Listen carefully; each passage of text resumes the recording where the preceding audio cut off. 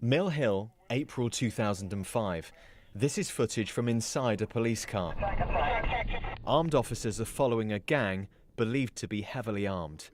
They carry out a so-called hard stop, and one marksman shoots 8 bullets in 2 seconds. 6 hit 24-year-old Azelle Rodney in the head and body. And 11 years on, you're in no doubt you did the right thing that day.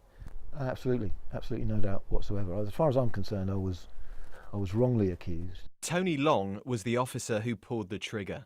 A public inquiry later found there was no lawful justification for the shooting. The police watchdog referred the case to prosecutors, and he was charged with murder. Last summer, a jury found him not guilty. I was always either supremely or naively confident that I was going to be acquitted, because I knew I'd done nothing wrong.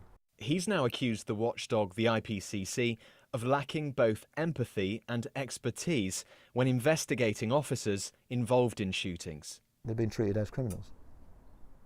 And they're not criminals, they're decent, hard-working people. The vast majority of them are family men with wives and kids, and they go in every day to do a job that the vast majority of police don't do, because it's a voluntary thing.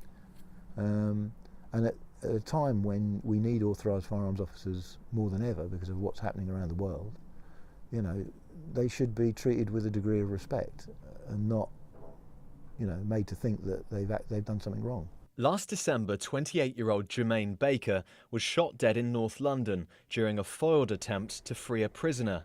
In a highly unusual move, an armed officer was arrested on suspicion of murder, a decision Tony Long describes as appalling.